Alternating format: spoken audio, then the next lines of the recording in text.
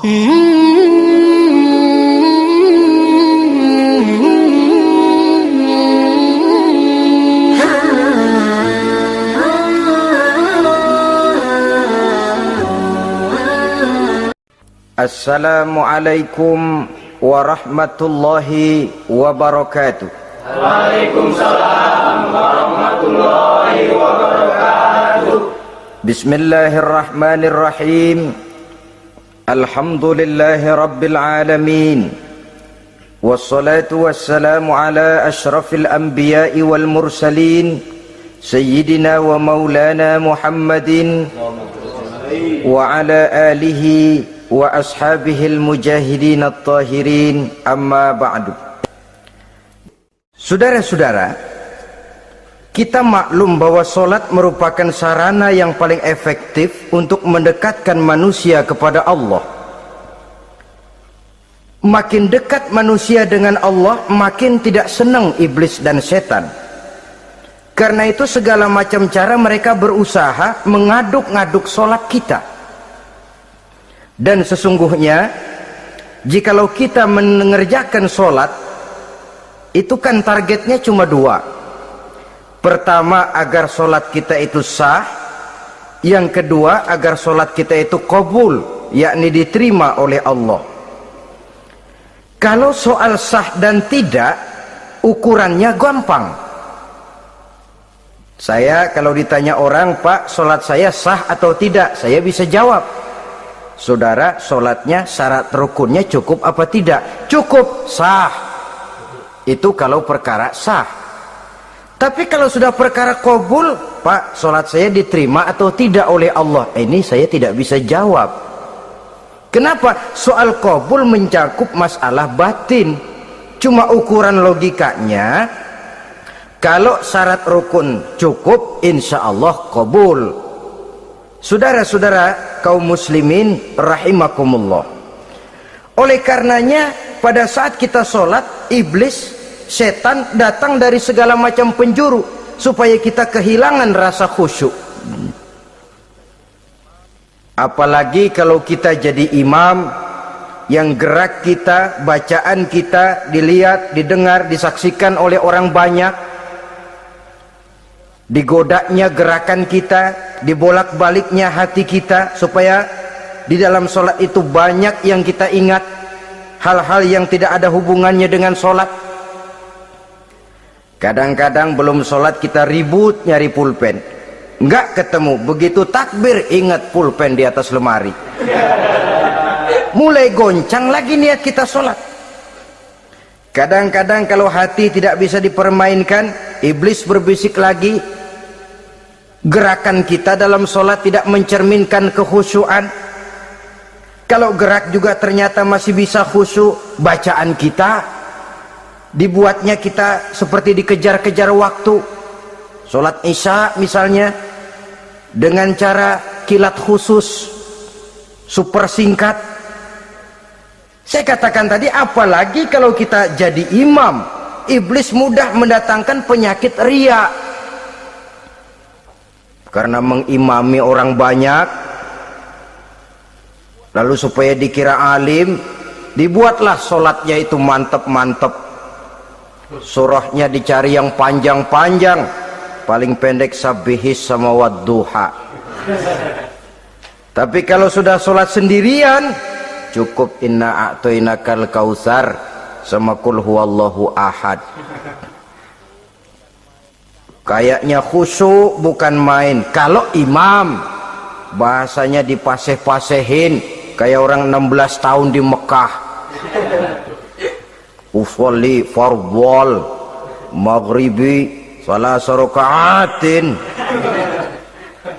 Saudara-saudara kaum muslimin yang berbahagia, oleh karena sholat merupakan sarana yang paling efektif untuk mendekatkan diri dengan Allah, maka orang yang khusyuk di dalam sholatnya merupakan musuh utama daripada iblis. Sekarang bagaimana bisa khusyuk caranya?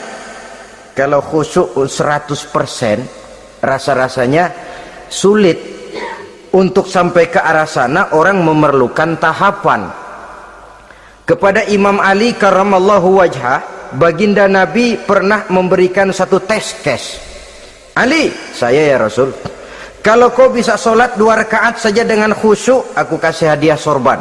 Baik ya Rasul. Sembayang Imam Ali 2 rakaat, selesai sholat, assalamualaikum, wassalamualaikum. Rasul bertanya, yang mana sorbannya Li? Tanpa nengok, Imam Ali menjawab, yang hijau ya Rasul. Setelah menjawab yang hijau, Rasul berkata, kamu tidak khusyuk Li. Kenapa? Soalnya tadi waktu sembayang mikirin, nanti kalau ditawarin sorban pilih yang hijau aja ah. Sehingga begitu ditanya, refleks menjawab, yang mana Li? Yang hijau saja ya Rasul. Oleh karena itu, menurut Al-Imam Nawawi, pada tingkatan yang paling sederhana sudah sampai ke tingkat khusyuk, asal pada waktu takbiratul ihram ingat kepada Allah. Tapi jangan lupa, itu tangga pertama. Jangan ada fatwa begini lalu aman. Yang penting kan takbirnya ingat Tuhan, belah sononya mau kemana kek. Bukan itu. Itu pada tingkatan pertama sudah sah dipandang khusyuk solatnya orang awam, asal pada waktu takbiratul ihram dia ingat kepada Allah. Tetapi harus terus berusaha agar sepanjang solat dia ingat kepada Allah.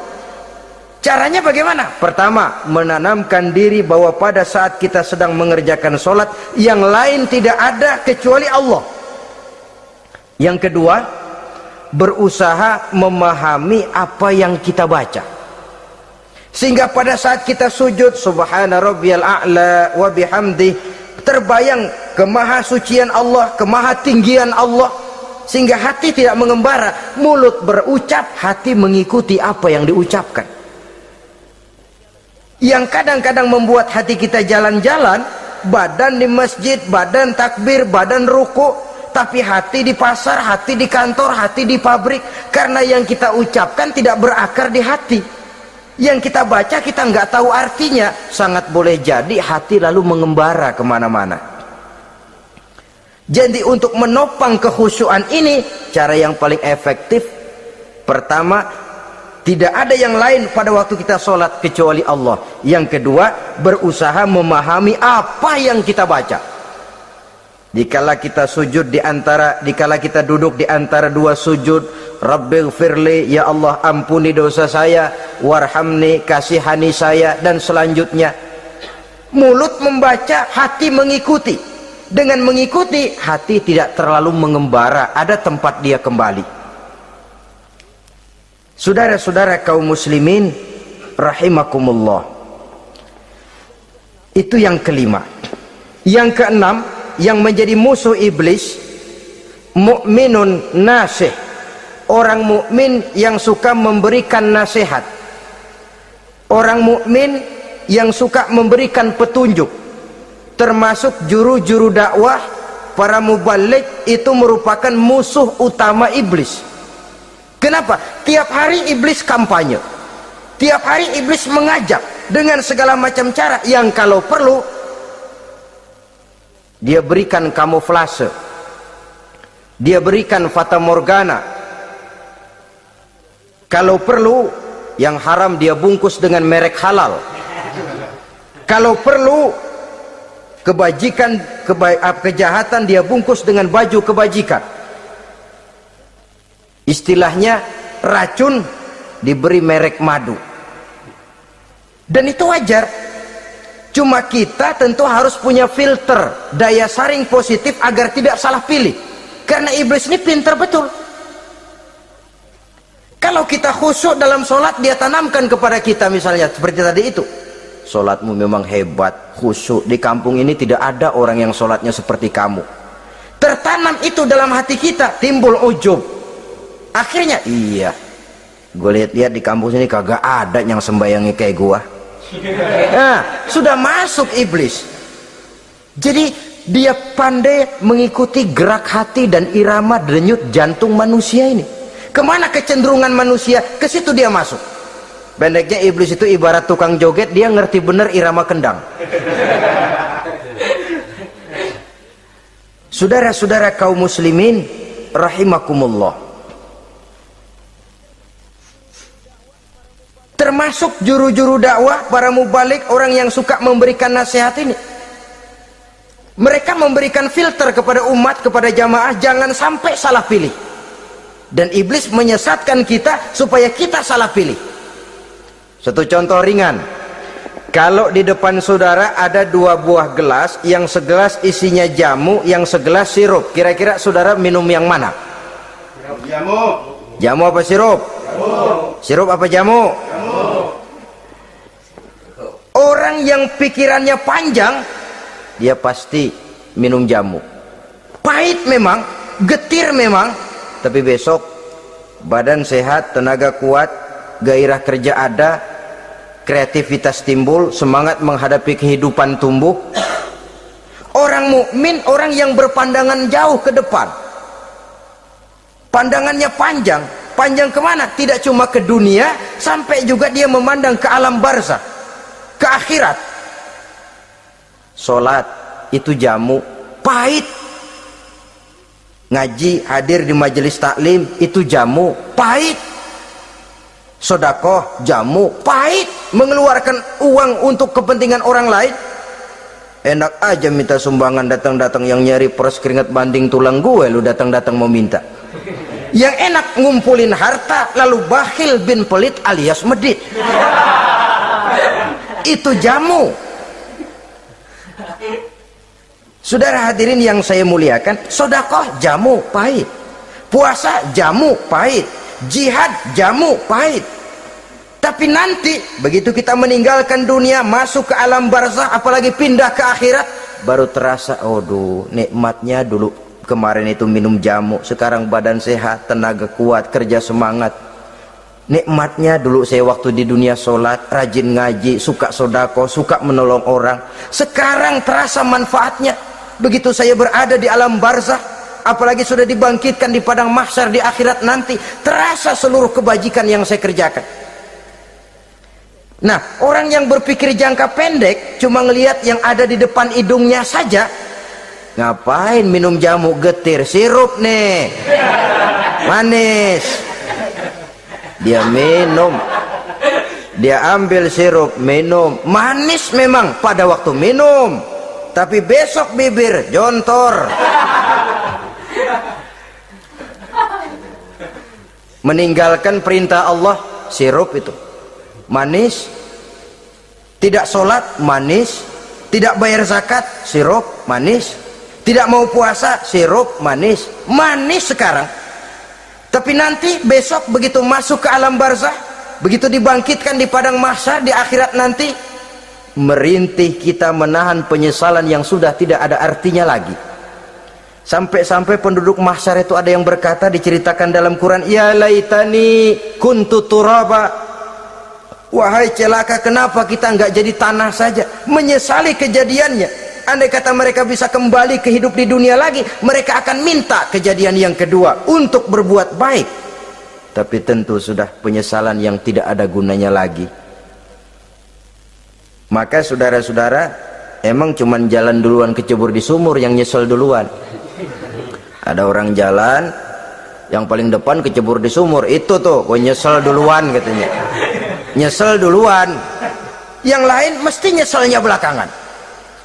Saudara hadirin yang saya muliakan, nah, orang yang suka memberikan nasihat kepada orang lain dimusuhi iblis. Kenapa? Tentu nasihat yang membawa kebaikan. Iblis nggak senang betul itu.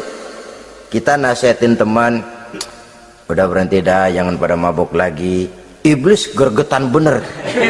Ini orang dilarang lagi. Kita nasihati teman, udah jangan masang-masang lagi dah, nggak bakalan kena, dikebohongin. Nggak ada orang jadi kaya masang judi, bangkrut malah loh. Ini kan termasuk tipu daya iblis. Judi dinamain sumbangan.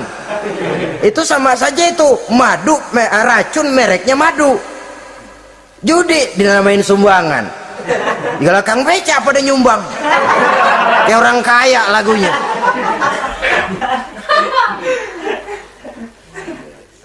Saudara-saudara kaum muslimin rahimakumullah, adalah kewajiban kita memang untuk tawasau bil haq, saling nasihat menasihati. Setiap kita juru dakwah, Setiap kita wajib menyampaikan apa yang sudah kita tahu kepada orang yang belum atau kurang tahu. Saudara yang bisa bismillah wajib mendakwahkan bismillah itu kepada orang yang belum tahu bismillah. Saudara bisa Fatihah harus menyampaikan itu kepada orang yang belum bisa Fatihah. Persetan dengan orang lain. Apalagi yang cuma kerjanya ngeritik saja, lu baru bisa Fatihah doang udah ngajar. Biar aja yang diajarin gak bisa Fatihah kok. Apa masalahnya pemerataan di bidang keilmuan? Sebab memang biasa penonton itu selalu lebih pandai menilai, kayaknya lebih pintar dari yang main. Sama saja orang nonton bola ngomel melulu, padahal dia sendiri belum tentu bisa main. Dengerin orang pidato pun begitu, monten bisa, wah kalau dia yang pidato 1 jam kayak semenit, tapi kalau si Ano tuh kita udah pegel belum juga mau berhenti. Monten bisa, coba dia suruh pidato udah 1/4 jam masih ama ba'du. Apa mau dibilang ama ba'du?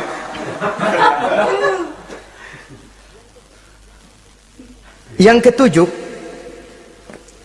yang menjadi musuhnya iblis, taibun sabitun ala taubatihi, orang yang bertaubat dan tetap di atas taubatnya. Secara jujur, tidak ada manusia yang tidak punya salah, dan orang yang baik memang bukan orang yang tidak punya salah, karena tidak ada orang yang tidak punya salah. Orang yang baik adalah orang yang apabila melakukan kesalahan dia segera sadar, dijadikannya itu sebagai pelajaran untuk tidak diulanginya lagi pada masa yang akan datang. Biasanya kita menghakimi orang pintar, kita nggak merasa bahwa kita juga punya kesalahan. Kalau kita ngelihat maling ayam kita teriak, padahal kita nyolong kambing. Lebih besar dari si maling ayam, merasa diri lebih benar dari yang lain, padahal kita lebih kotor dan lebih jelek. Hilang sifat introspeksinya. Yang kita musuhi, yang kita caci maki, tahu-tahu kita sendiri yang melakukannya. Saudara-saudara kaum muslimin, orang yang bertaubat dan tetap dalam taubatnya stabil, itu musuh iblis. Apa ada orang yang taubatnya nggak tetap? Ada, yang istilah kita taubat sambal namanya. Kalau dia makan sambal kepedesan, taubat makan sambal. Besok mau makan kagak ada sambal, ngomel, mana sambal? Kemarin udah taubat, sekarang mana sambal? Ini taubat yang namanya taubat sambal. Istighfar, habis istighfar nyolong lagi, istighfar lagi, besok nyolong lagi, istighfar lagi. Itu taubat yang tidak tetap namanya. Allah Maha Pengasih dan Penyayang dengan segala kebesarannya. Ia akan memaafkan segala perbuatan yang bersifat salah dari hamba-hambanya. Cuma manusia kadang-kadang yang tidak mau memaafkan dirinya sendiri. Amat dungu manusia macam ini, membiarkan dirinya hanyut berlarut dalam lembah dosa, sementara dia diberikan umur tidak digunakannya untuk bertaubat. Innallaha yaqbalu taubatal abdi ma lam yugharghir. Allah senantiasa akan menerima taubat seorang hamba sepanjang nafasnya belum sampai di tenggorokan. Kalau nafas sudah sampai di tenggorokan baru berniat taubat, kasib terlambat. Kayak Fir'aun. Fir'aun itu begitu ditenggelamkan di lautan merah, udah cengap-cengap mau mampus, baru ngomong dalam sekaratnya, amantu bi Rabbi Musa wa Harun. Kalau begini mah saya juga percaya sama Tuhannya Musa. Udah sekarat baru mau taubat, malaikat maut gemes banget, dilelepin mati.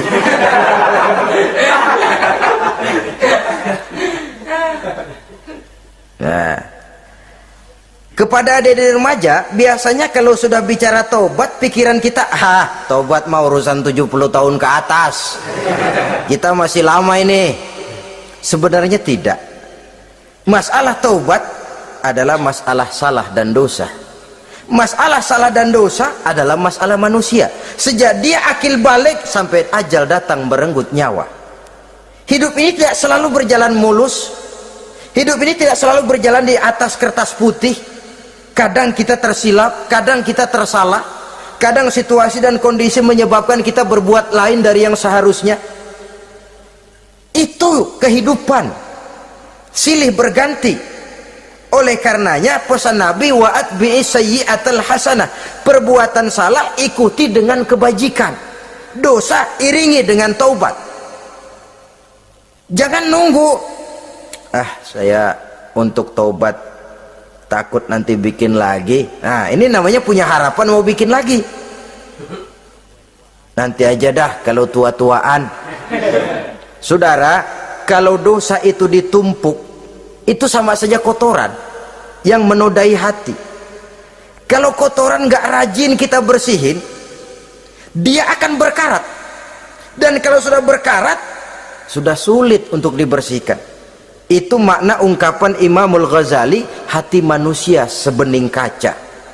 Lapisan dosa yang dia kerjakan adalah debu yang menutupi jernihnya kaca.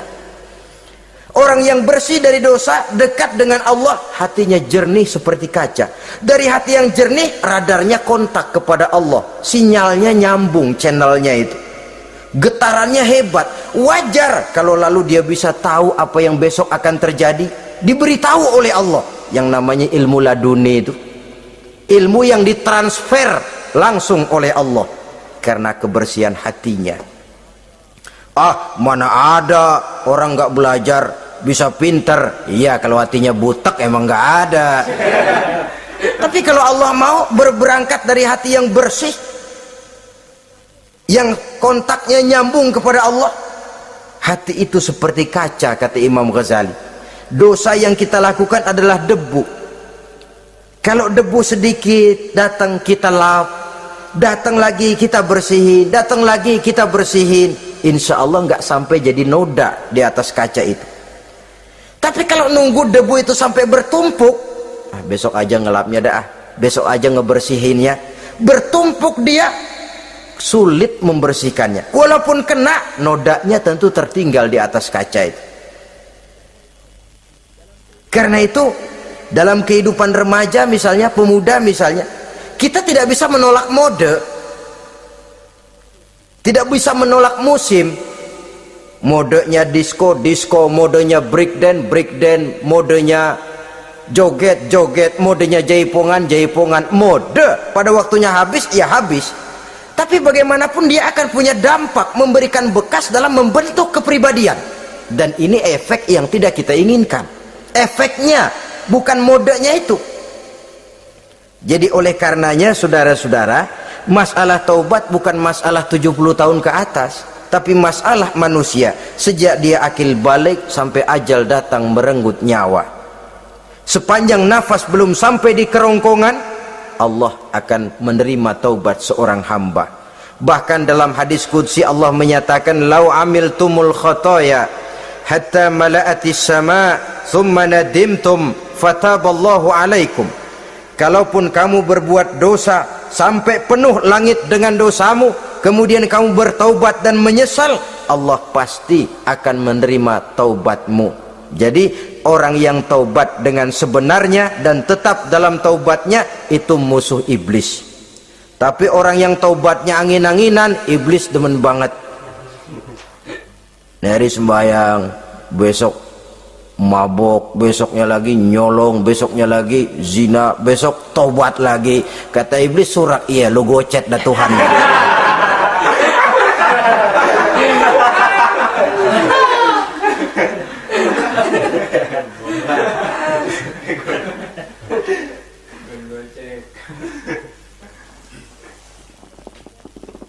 Selanjutnya yang ke-8, musuh iblis, musuh setan, mukminun yudawimu alat taharah, orang mukmin yang membiasakan diri selalu dalam keadaan bersuci,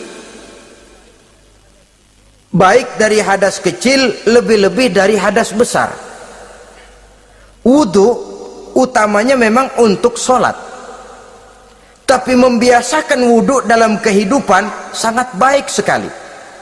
Mau ke kantor wudu dulu, mau ke pasar wudu dulu, mau ngajar wudu dulu. Apa sebabnya? Karena dalam keadaan suci, orang ada sikap memelihara kesuciannya. Kalau kita naik PPD pagi-pagi gelantungan, kalau punya wudhu, hati-hati, kesenggol perempuan juga sayang sama wudhu. Tapi kalau nggak punya wudhu, jangan kesenggol, kita nyeruduk. Ada semacam sikap apik di dalam kehidupan ini. Karena itu biasakan wudhu untuk menjaga kebersihan diri, kebersihan zahir, kebersihan batin, belum lagi kemanfaatan di akhirat.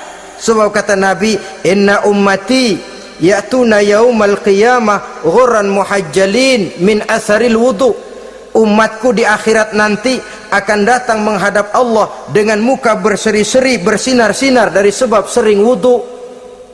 Sehingga tidak usah mengaku pun Rasul akan memanggil karena muka yang sering tersentuh air wudhu ini. Mu'minun yudawimu alat toharoh. Orang mukmin yang selalu membiasakan diri berada dalam keadaan suci, berwudhu. Kita lihat ajaran wudhu ya, dari sejak bacaan-bacaannya saja itu sudah membawa manfaat. Lalu dari segi bahwa kita manusia sering tersilap melakukan dosa-dosa kecil. Dosa-dosa kecil itu oleh air wudhu dia rontok. Tangan kita suka colak-colek pada saat membasuh dua tangan. Allahumma inni as'alukal yumna wal barakah wa a'udzubika minasyu'mi wal halakah. Dosa yang ada di tangan itu rontok.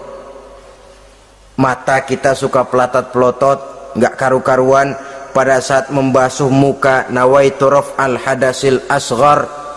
Dosa yang ada di mata rontok. Dari segi pembersihan batin, belum lagi dari segi pembersihan zahir. Sehari semalam kalau 5 kali saja kita terkena air wudhu, itu sudah menjaga kesehatan dan kebersihan. Saudara-saudara kaum muslimin rahimakumullah. Yang kesembilan, orang yang menjadi musuh iblis yaitu mutawarra'un anil haram. Orang yang memelihara diri dari yang diharamkan oleh Allah. Terpelihara dirinya, terpelihara yang dimakannya, yang diminumnya dari jenis-jenis yang haram, baik sedikit maupun banyak. Jangan cuma teriak haram waktu sedikit tapi giliran banyak halal. Sama saja orang dikasih tahu, itu ada cerita anak-anak, Pak Haji punya anak main judi, dikasih tahu, Pak, anak bapak main judi, astagfirullah katanya. Tapi menang Pak, alhamdulillah.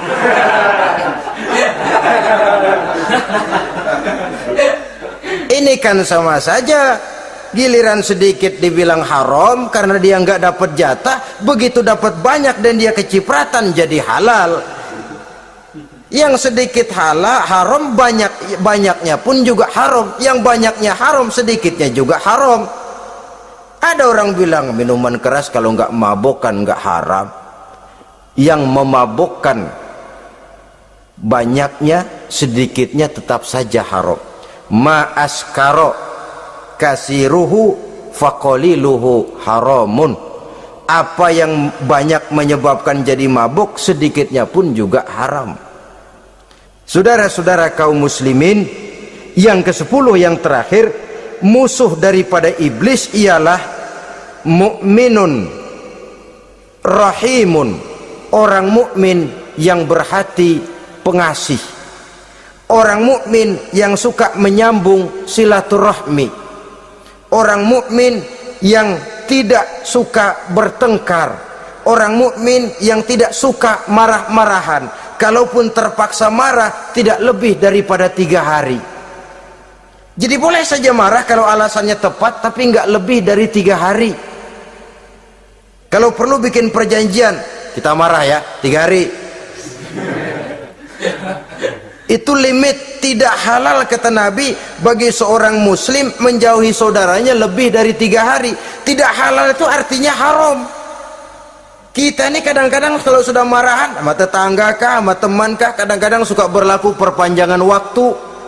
Tidak cukup perpanjangan waktu, ditambah lagi perpanjangan generasi.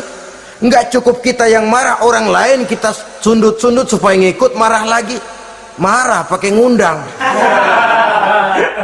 Kayak mafia lagunya, udah dia marah, orang lain lagi disuruh marah.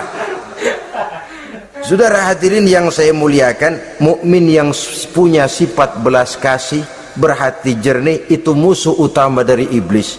Tapi mukmin yang suka marah-marahan, tukang hasut dan tukang bakar, itu teman-teman iblis.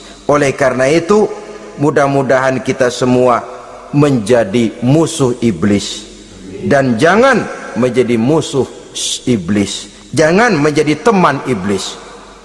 Sebab iblis sudah kadang memproklamirkan permusuhan. Sekali dia musuh kita, selamanya dia akan tetap menjadi musuh kita. Berusahalah untuk menjadi musuh iblis, dan jangan sekali-kali toleransi. Jangan berusaha menjadi teman iblis. Inilah yang kita bicarakan pada pertemuan ini. Mudah-mudahan ada manfaatnya. Terima kasih atas segala perhatian. Mohon maaf atas segala kekurangan. Wassalamualaikum warahmatullahi wabarakatuh. Waalaikumsalam warahmatullahi wabarakatuh.